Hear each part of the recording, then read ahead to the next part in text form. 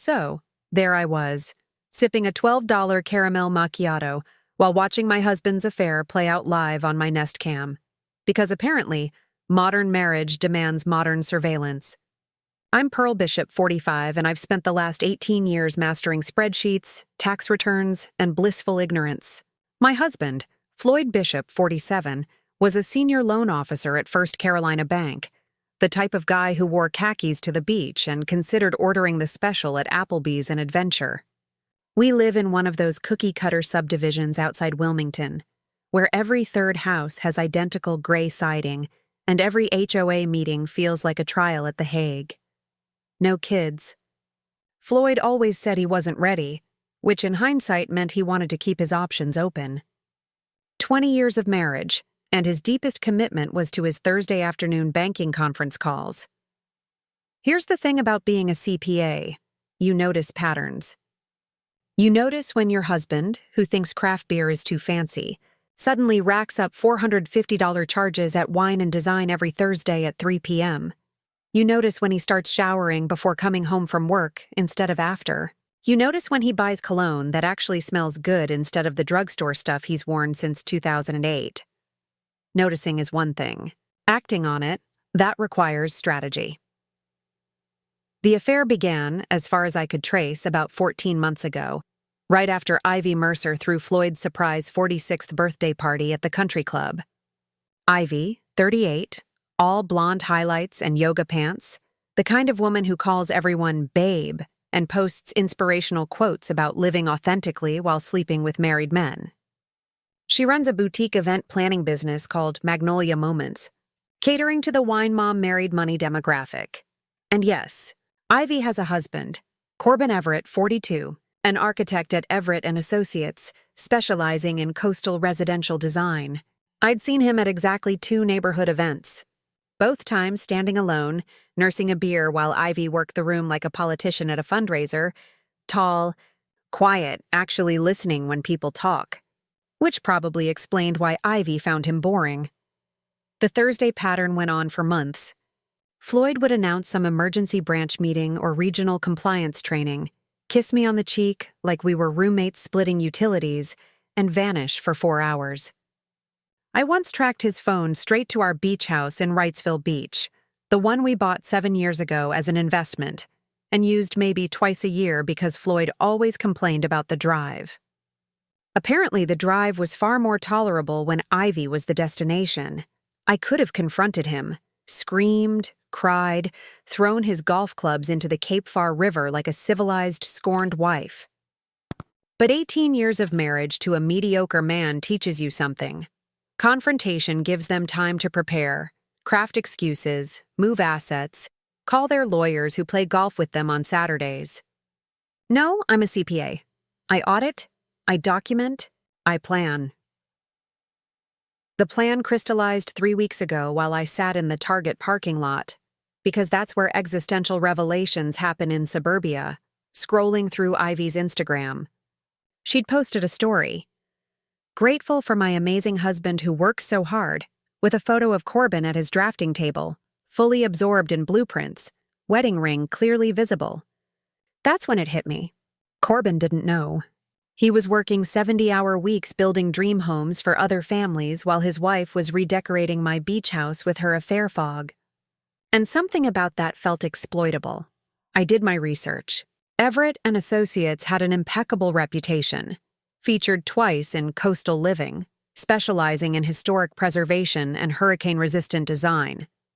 Corbin had a degree from NC State's School of Architecture, volunteered with Habitat for Humanity, and had exactly 0 social media presence. The anti-Ivy, professional female voice that's just a touch higher than my natural register, because that's what gets male receptionists to transfer your call. Everett and Associates. How may I direct your call? Hi, this is Pearl Mitchell. Maiden name untraceable. I'm calling about a potential structural assessment for insurance purposes. I own a property in Wrightsville Beach, and I've seen Mr. Everett's work featured in Coastal Living. Would he be available for a consultation? Nothing inflates an architect's ego quite like mentioning their magazine feature. The receptionist practically purred.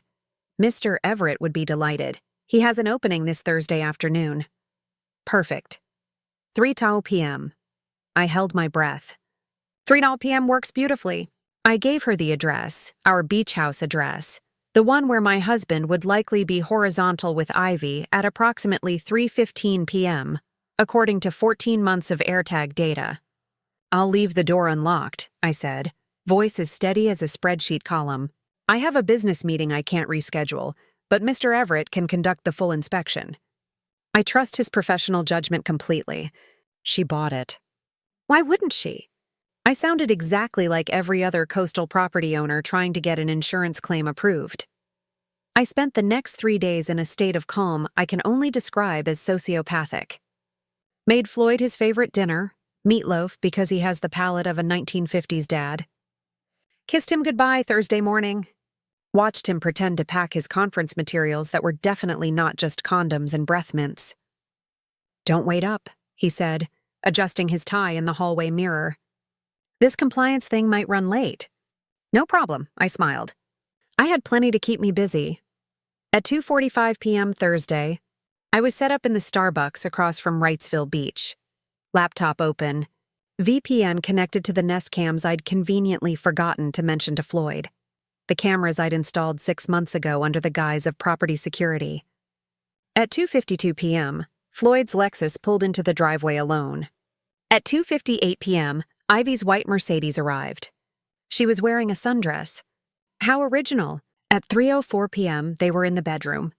I'll spare the details, but let's just say Floyd demonstrated more enthusiasm than he had in our marriage since the first Bush administration. At 3:12 p.m., I got the notification. Motion detected at the front door. Corbin Everett had arrived on time with a professional toolkit that probably cost more than my car.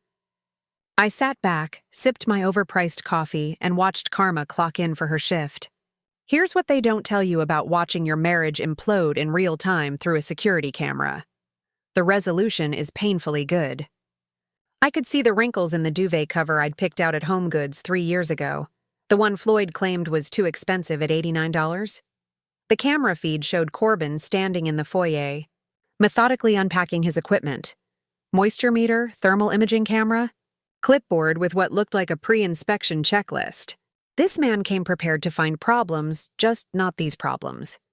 Meanwhile, upstairs, Floyd was creating structural issues of an entirely different nature. I took another sip of my macchiato and tried to calculate exactly how long it would take Corbin to reach the primary bedroom.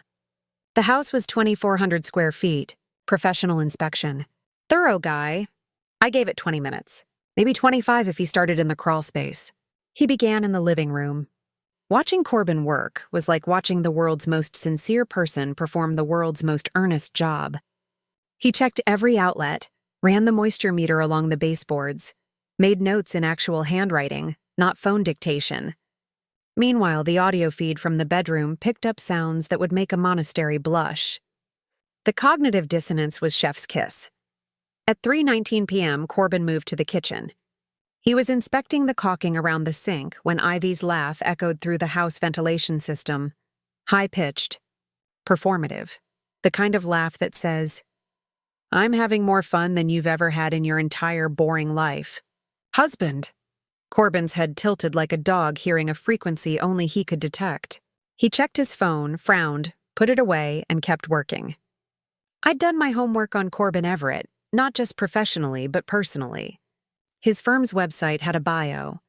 Married 12 years, met Ivy in college, worked his way through grad school doing residential framing, the American dream in khakis and a tape measure. No social media except a dormant. LinkedIn that looked like someone's assistant had set it up and forgotten about it. Ivy, on the other hand, had 14,000 Instagram followers watching her curate lifestyle moments and post photos of date nights that were probably 6 months apart, strategically timed to maintain the illusion of marital bliss. The math wasn't mathing, as the kids say. At 3:27 p.m., Corbin started up the stairs. I leaned closer to my laptop screen. An elderly couple at the next table gave me a concerned look. Probably thought I was watching something inappropriate. If only they knew I was watching something very appropriate. Justice taking the stairs one deliberate step at a time. Floyd and Ivy had moved from the bedroom to the ensuite shower because apparently my water bill wasn't high enough. I could see steam creeping under the bathroom door on the camera feed. Corbin reached the landing, checked the hallway smoke detector, noted something on his clipboard, and moved toward the primary bedroom with the methodical pace of someone who charges $175 an hour and delivers $175 worth of thoroughness. The bedroom door was open. They'd left it open because when you're having an affair in someone else's beach house, operational security apparently takes a vacation. I held my breath. Corbin entered the bedroom, walked straight to the window to check the seal. His back was to the bathroom door.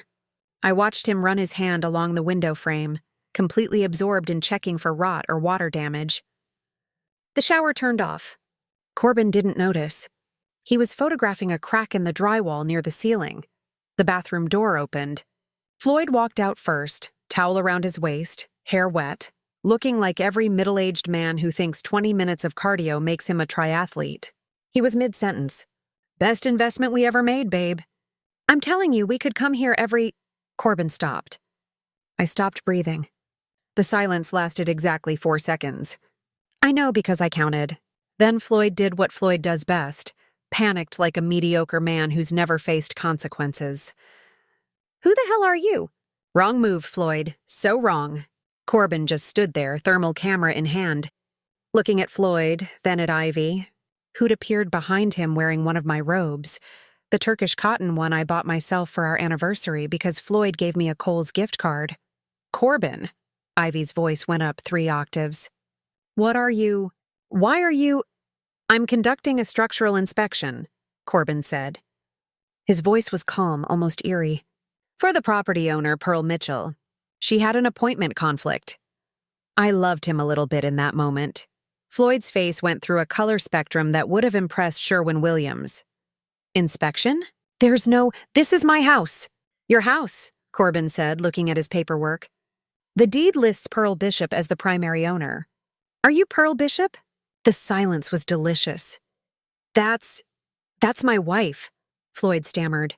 This is a mistake." "I see." Corbin's eyes moved from Floyd to Ivy, to the unmade bed, to my bathrobe, back to Ivy. "Hello, Ivy." "Corbin." "I can explain." "I'm sure you can," he said, making another note on his clipboard. "Unfortunately, I need to complete this inspection. The crawl space still needs assessment, and I suspect there's significant moisture damage." He paused. I almost spat out my coffee. Floyd tried to salvage something. "Now listen here. We can work this out man to man." "I don't think so," Corbin interrupted. "I have professional obligations. The property owner is paying for a thorough assessment." He gestured toward the door. "I need to check the bathroom fixtures. Water damage concerns. If you're not the owner, I'm going to have to ask you to vacate the premises." The absolute audacity. The beautiful professional audacity. Ivy was crying now. Real tears. Not the decorative kind she posted on Instagram with captions about vulnerable moments. "Corbin, please, let's just go home and talk." "I can't," he said simply. "I'm working and you're clearly busy." He checked his watch. "I need another 45 minutes to complete the inspection. Perhaps you two should continue your meeting elsewhere." Floyd grabbed his clothes. Ivy grabbed hers. They dressed faster than teenagers at a drive-in when the cops show up. The whole time, Corbin just stood there measuring the window frame with a laser device, acting like he was alone in the house. They left at 3:34 p.m. Ivy's Mercedes peeled out first, gravel spraying. Floyd's Lexus followed 30 seconds later. Corbin watched them go from the bedroom window. Then he pulled out his phone and made a call. I answered on the first ring. "Ms. Mitchell, this is Corbin Everett. I've completed the preliminary inspection. We need to talk about your property's structural integrity and possibly your choice in tenants." "Mr. Everett," I said, watching him through my laptop screen from across the street, "I think that conversation should happen in person. Are you free for coffee? There's a Starbucks nearby." Through the camera, I saw him almost smile. "I think that would be very professional of us," he said. "I'll be there in 10 minutes.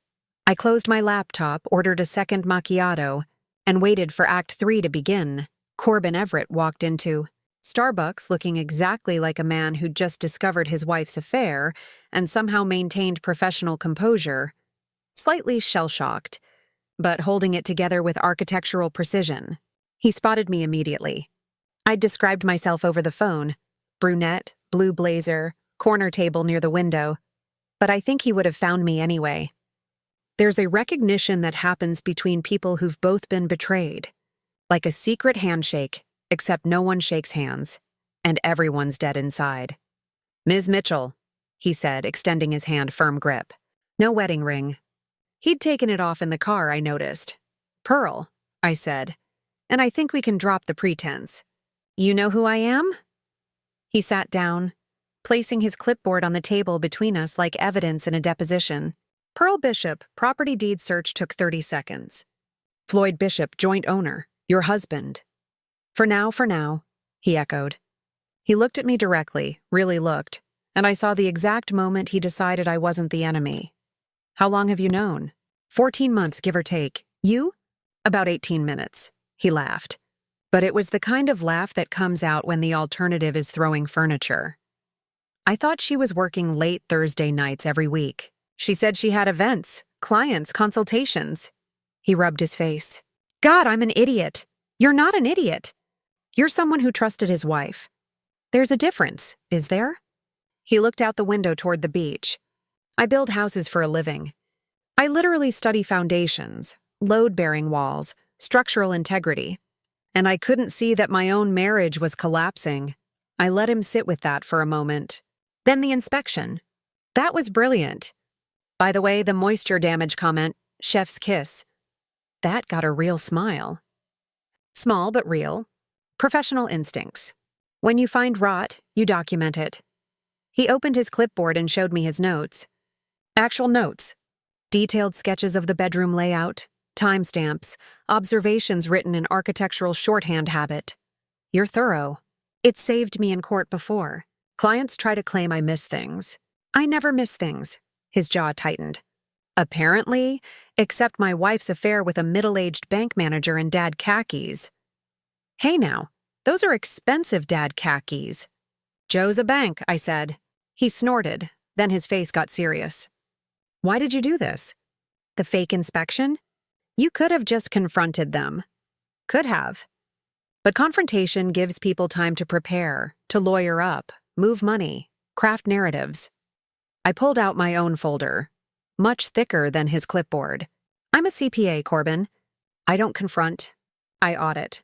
I showed him the spreadsheets. 14 months of credit card statements. Hotel receipts Floyd thought I hadn't seen. The wine and design charges. Suspicious Venmo payments to event supplies that Ivy documented on her business account. GPS tracking data. Phone records I'd pulled through our family plan. Text message timestamps that corresponded with his late meetings. Corbin went pale. This was comprehensive, obsessive, legally obtained evidence of adultery that North Carolina law still considers relevant in divorce proceedings. I was going to say, impressive, but all of that too. He flipped through the pages, his architect's eye cataloging every detail. "You've been planning this for 6 months since you confirmed it wasn't just suspicion." I pulled out another document. "Here's what I know about your situation. Ivy's business, Magnolia Moments, is an LLC filed under her name, but you're listed as a 40% investor. Did you know that? I gave her startup capital, $40,000 3 years ago, which legally makes you a stakeholder. The business has been profitable. Very profitable. She's been grossing about $180,000 annually. I showed him her business tax returns, publicly filed, perfectly legal to access, but she's only been reporting half of that. The rest goes into a separate account, an account Floyd has been helping her hide." His jaw went tight. "Banking fraud. The SEC might call it creative accounting. The IRS would call it tax evasion." I smiled. "I'd call it stupid, because you should never hide money from your CPA wife." Corbin stared at the documents like they were blueprints for a building he couldn't quite believe existed. "Why are you showing me this?" "Because you need leverage and because I need an ally." I leaned forward. "Here's what's going to happen. Floyd will try to claim the beach house as a marital asset. He'll argue for half, but the deed is in my name. I bought it before we married with inheritance from my grandmother. It's separate property. He has no claim. Okay, but he'll try, and his lawyer will be expensive and drawn out unless he's sufficiently motivated to settle quickly and quietly. I tapped Ivy's tax documents. These are motivation. Financial fraud investigation, potential criminal charges, his banking career imploding when the board finds out he's been helping his mistress commit tax evasion. He'll sign whatever I put in front of him. Corbin was quiet for a long moment. Then what do you need from me? File for divorce this week. Cite adultery. North Carolina is still a false state. You can use that. When Ivy tries to claim half your assets, you show her these. I pushed copies of her financial documents across the table. She can either settle for nothing or you report the fraud. Her choice. That's blackmail. Blackmail would be if I asked for money. I'm just offering information that might help you in divorce proceedings. I smiled. Besides, she actually committed fraud. I'm just suggesting you hold her accountable. He looked at the documents, then at me, then back at the documents. You're terrifying. I'm a woman who's been underestimated for 18 years. There's a difference. Fair point. He gathered the papers and slid them into his portfolio case. What's your timeline? I'm filing Monday. My lawyer's already drafted everything. I've been ready for 2 months. I pulled out my phone and showed him my attorney's contact info. This is Sharon Caldwell, best divorce attorney in Wilmington. Expensive, but worth it. She has a colleague who specializes in cases like yours, Marcus Webb. I already called him. He's expecting to hear from you. Corbin saved the contact. You've thought of everything. Not everything. I didn't think I'd actually like you. I meant it. Ivy always called you boring. You're not boring. You're competent. There's a difference. She called me boring at parties, book club. Whenever anyone asked about you, I softened my voice. I'm sorry. You deserved better. So did you. He looked at me. Really looked. And something shifted.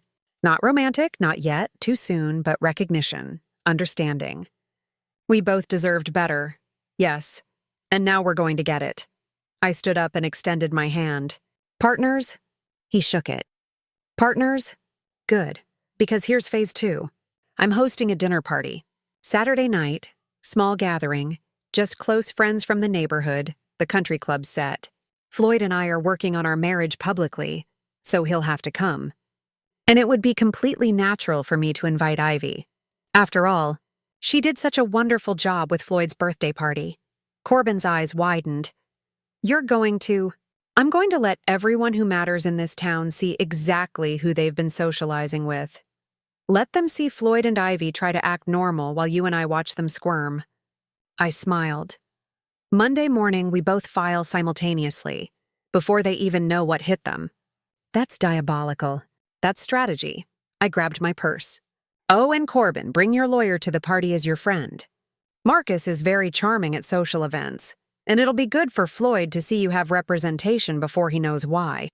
He stood up, and for the first time since walking into Starbucks, Corbin Everett smiled like he meant it. I'm starting to see why Floyd was stupid enough to cheat. You're intimidating when you're happy. Can't imagine what you're like when you're angry. You're about to find out. Saturday, 7 p.m. Bring wine. What kind? The expensive kind. We're celebrating. He left. I sat back down, ordered a third coffee, decaf this time because I needed to sleep eventually, and opened my phone. One text to Floyd. Dinner party Saturday. Casual. Country club friends. Wear the blue shirt. One text to Ivy. Hi. Would love to have you and Corbin over Saturday night. Small gathering, just friends. Floyd speaks so highly of your event planning skills. So is PM. Both responded within minutes. Both said yes. Hook, line, sinker. Chess, it turns out, is much more satisfying than checkers. Saturday night arrived with the kind of perfect coastal weather that real estate agents describe as ideal entertaining conditions. 70 Sabutig. Light breeze, sunset scheduled for 7:43 p.m., right when dessert would be served and the social massacre would reach its crescendo. I'd spent Friday preparing, not cooking. I ordered from that overpriced farm-to-table place downtown that the country club wives pretend to hate but secretly love. No, I spent Friday preparing the stage. Floyd had no idea what was coming. He'd been suspiciously attentive since Thursday, probably wondering if Corbin had said anything. He kept asking if everything was okay, that nervous energy of a man who knows he's guilty but isn't sure if he's caught. Everything's perfect, I told him Friday night. I'm really looking forward to tomorrow. Quality time with friends. He'd smiled with visible relief. Idiot. The guest list was surgical. Margaret and Tom Preston from the HOA board. Margaret volunteered at Floyd's Bank's Charity Foundation. Dr. Linda Sheffield and her husband Paul. Linda was on the hospital board and Ivy always hired her for fundraisers. Casey and Jennifer Walsh. Jennifer ran the book club where Ivy had literally called Corbin boring 6 weeks ago. And of course, Corbin with his friend Marcus Webb, attorney at law, who looked like he'd walked out of a Brooks Brothers catalog. Ivy arrived at 7:08 p.m., wearing a white lace dress that probably cost more than my couch. She'd brought wine, sis, because she only dealt in obvious choices, and that performative smile she used when she wanted people to think she was gracious. Pearl. Thank you so much for inviting us. Airkiss. Cloud of perfume that cost $200 and smelled like desperation. Your home is gorgeous. Floyd always talks about how talented you are at decorating.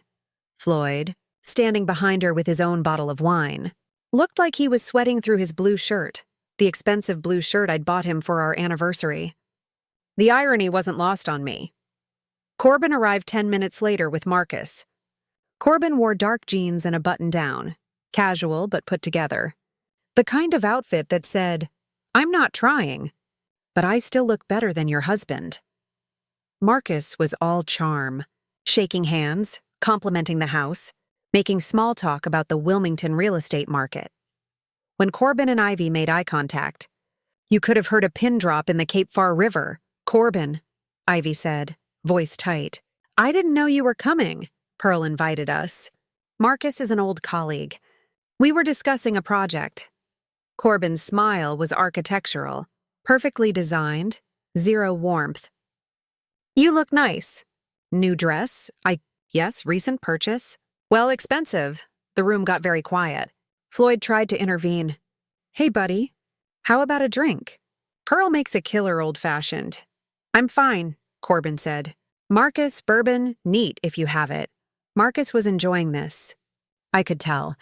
I played hostess perfectly. Got drinks, guided conversation, let the appetizers circulate. The other guests sensed something was off but couldn't quite identify it. Like when you walk into a room and know people were just talking about you. Dinner was served at 7:35. I'd arranged the seating strategically. Floyd at one head of the table, me at the other, Ivy to Floyd's left, Corbin directly across from Ivy, Marcus next to Corbin, everyone else filling in the gaps. The tension was exquisite. Margaret Preston, bless her gossipy heart, broke the ice. So Ivy, how's business? I've heard Magnolia Moments is doing wonderfully. Oh yes, Ivy said, reaching for her wine glass like it was a life preserver. Very busy. Lots of events this season. Thursday nights must be exhausting, I said pleasantly, passing the bread basket. All those consultations. Ivy's hand froze halfway to her mouth. Floyd started coughing, actually coughing like his body was trying to evacuate his soul. Corbin just stared at his plate, but I saw the corner of his mouth twitch. Dr. Linda Sheffield, oblivious, jumped in. Oh, Ivy, before I forget, I need to discuss the hospital gala budget. Your invoice seemed higher than we discussed. Well, there were additional costs. Funny thing about costs, Marcus interjected smoothly. I work in financial law. Always fascinated by how business expenses get categorized, especially when it comes to tax time. He smiled at Ivy. You must have an excellent accountant. Ivy went white. Yes. Very good. Very thorough. Not thorough enough, Corbin said quietly. The table went silent. What? Ivy's voice cracked. Your accountant. Not thorough enough. I've been reviewing the business finances. As a 40% investor, it's my right, and there seem to be some discrepancies. Corbin looked at her directly. Almost like someone's been running two sets of books. Floyd set down his fork. Corbin, maybe this isn't the time. Oh, I think it's exactly the time. Corbin's voice was calm, steady, terrifying. See, I spent yesterday with my attorney, Marcus. Actually, we had a very enlightening conversation about financial fraud, tax evasion, and what happens when bank employees help clients hide income from the IRS. Floyd's face went from red to gray. Margaret Preston gasped. Jennifer Walsh pulled out her phone, probably already composing the book club group text. You can't, Ivy started. Can't what? Can't ask questions about my own investment? Can't wonder why my wife has been spending every Thursday afternoon for 14 months claiming to work late when she's actually... He stopped, smiled. But you know what? Let's not air everything here. Let's just say that I filed for divorce this morning. Actually, papers were served at 5:00 p.m. today. You probably didn't notice because you were getting ready for this dinner party. Ivy stood up so fast her chair tipped over. You bastard! Sit down, Marcus said pleasantly. Unless you want to make this worse. And trust me, it can get worse. The IRS tends to frown on unreported income. So does the SEC when bank employees are involved. Floyd stood up too. Now wait just a goddamn minute. No, Floyd, you wait. I stood, and something about my tone made everyone else shut up. I also filed for divorce this morning. Sharon Caldwell, maybe you've heard of her. Best divorce attorney in Wilmington. She's very thorough. We have documentation of your affair, 14 months worth, credit card statements, GPS tracking, text messages. I smiled at him. And before you think about fighting me on assets, remember, the beach house is mine. Inheritance, premarital property. You have no claim. The retirement accounts, I've been the primary earner for 12 years. My 401k is separate. And this house, my name on the deed again. You can't. Pearl. We can work this out. We could have worked it out 14 months ago, before you started screwing Ivy and my grandmother's beach house. I turned to our guests, who were watching like this was better than anything Netflix ever produced. I apologize for the drama. This wasn't the dinner party I advertised, but I thought it was important for everyone to know who they've been socializing with. Dr. Sheffield stood up. I think Paul and I should go. I think that's wise, I said. But Linda, before you plan any more events with Magnolia Moments, you might want to check with your hospital's legal team. Liability issues, fraud investigations. You understand? She understood. They all understood. The exodus was swift. Margaret Preston couldn't get out fast enough, probably already calling the Charity Foundation board. Casey and Jennifer left with their phones out, already spreading the news. Dr. Sheffield and Paul made sympathetic noises, but were clearly thrilled to have front row seats to the scandal. Within 15 minutes, it was just me, Corbin, Marcus, Floyd, and Ivy. Floyd tried one more time. Pearl, please, we need to talk about this privately. We will, through our attorneys. Sharon will be in touch Monday. You have until Wednesday to move out. I'm being generous. Legally, I could give you 24 hours. Where am I supposed to go? I looked at Ivy. She looked at the floor. I guess you should have thought about that before, I said. Ivy, I assume you're also going to need somewhere to stay, since Corbin's filing papers Monday morning citing adultery and financial fraud. I hate you, Ivy spat. Both of you. You're vindictive and cruel, and we have lawyers. Good ones, Marcus interrupted, who've spent the last 48 hours building cases that will destroy you both professionally and financially if you fight this. He pulled out 2 folders. You can sign these settlement agreements. You get nothing. Clean divorces, no contested assets, and we don't report the tax evasion or the bank fraud. That's blackmail, Floyd said weakly. That's negotiation, I corrected. You have until Monday at noon. After that, we file everything. IRS, SEC, the works. Your choice. Ivy grabbed her purse. Floyd grabbed his keys. They left separately. Not even that united in their humiliation. When the door closed, Corbin let out a breath that sounded like he'd been holding it for 12 years. "Holy shit," he said. "Holy indeed," Marcus agreed, pouring himself another bourbon. "That was the most satisfying dinner party I've ever attended. And I once watched an appeals court judge serve divorce papers to her husband at his retirement party." I collapsed into a chair, laughing, unable to stop. Corbin joined me, then Marcus. We sat there, 3 people who'd been strangers 48 hours ago, laughing like maniacs in my dining room, surrounded by uneaten farm-to-table food and expensive wine. "We should probably eat," I said eventually. "I paid $400 for this meal." "We should probably celebrate," Corbin countered. He raised his glass. "To structural integrity, in houses and in life. To audits," I added. "Financial and emotional, too, with competent representation." Marcus finished. We clinked glasses. Outside, the sun was setting over Wilmington. Inside, everything had finally crumbled the way it needed to. Sometimes destruction is just renovation in disguise. Floyd signed the settlement agreement Monday at 11:47 a.m., 13 minutes before our deadline. His attorney, some guy named Rick, wore a suit that screamed, "I peaked in law school," looking 10 years older from trying to convince Floyd that fighting would only make things exponentially worse. Ivy signed at 11:52 a.m. She cried, not the pretty Instagram-worthy tears, but the ugly kind that smear mascara and make your face blotchy. Corbin watched without expression, then walked out without saying a word to her. I didn't attend either signing. Sharon handled mine but sent me photos of the signed documents with a text that simply said, "Clean sweep. You're free. Free." Funny word for something that took 18 years to achieve. The fallout was spectacular in that slow-motion small town. Way, where everyone pretends they're not watching while absolutely watching. Floyd's bank put him on administrative leave pending an internal investigation. Corporate speak for, "We're trying to figure out how to fire you without a lawsuit." His LinkedIn went quiet. His golf buddies stopped returning calls. Ivy's business collapsed within 3 weeks. Turns out wealthy women don't want their charity galas planned by someone who commits tax fraud and sleeps with married men. Dr. Sheffield's hospital board dropped her. Margaret Preston's foundation cut ties.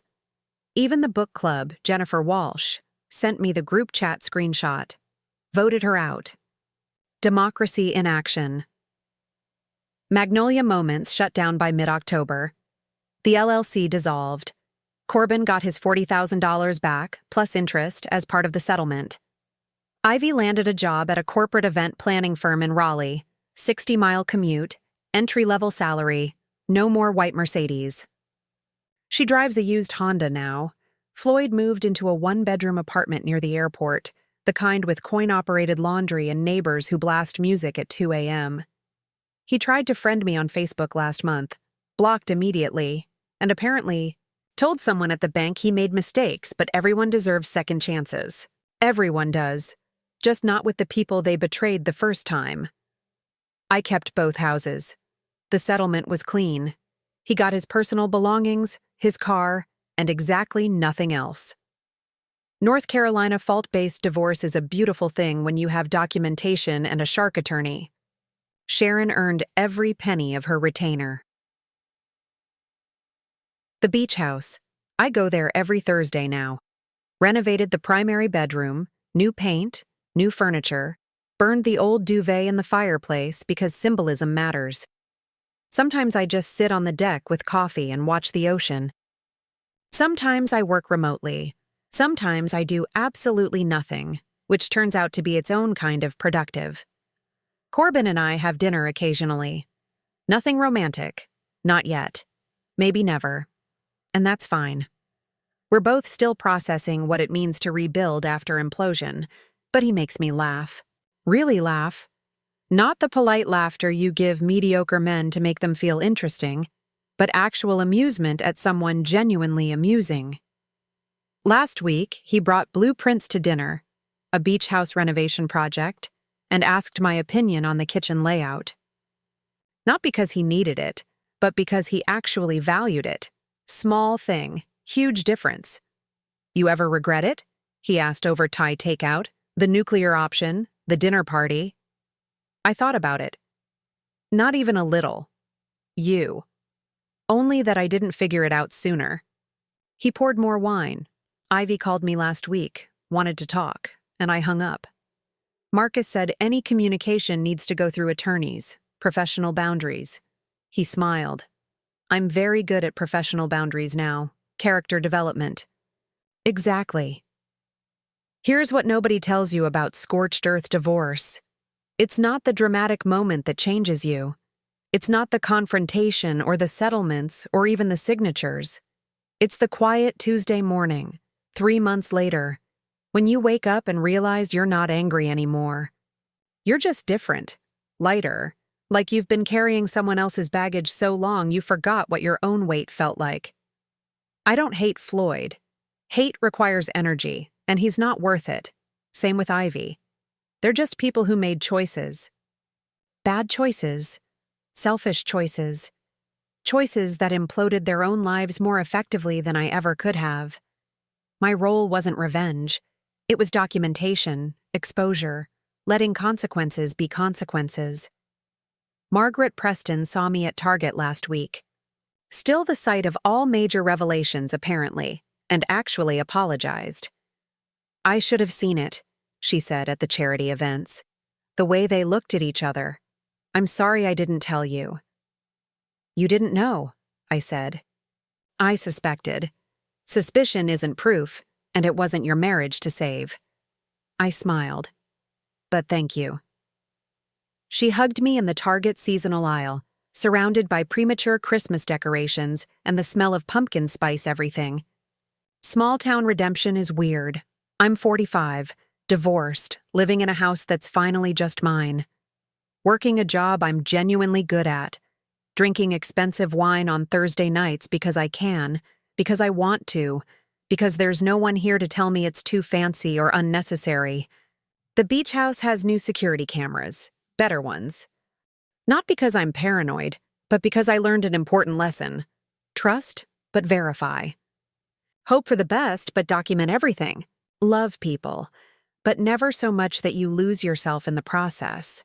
And if someone tells you that you're too intense, too much, or that your standards are unrealistic, believe them. They're telling you exactly who they are, someone who can't meet you where you stand. So you find people who can, or you stand alone. Either way, you stand. Floyd texted last week. I miss you. I didn't respond. But if I had, I would have said, you miss the version of me that didn't know better. She's gone. And good riddance. Corbin was right. Structural integrity matters. In houses, in relationships, in life. Some foundations need to crack before you can build something better. Mine finally did. And what I'm building now? It's all mine. Every square foot, every decision. Every Thursday afternoon at the beach, watching the waves and remembering that the best revenge isn't destruction. It's reconstruction, on your own terms with really good coffee and absolutely zero regrets. And that wraps up today's story. Now we want to hear from you. Where are you watching from? Drop your city or country in the comments, and let's see how far these stories reach. If this story moved you or gave you chills, give it a like, share, and subscribe for more powerful stories. One last thing, rate the story from 1 to 10 in the comments. Your feedback helps us bring you even better ones next time. Thanks for watching. We appreciate you being part of this storytelling journey.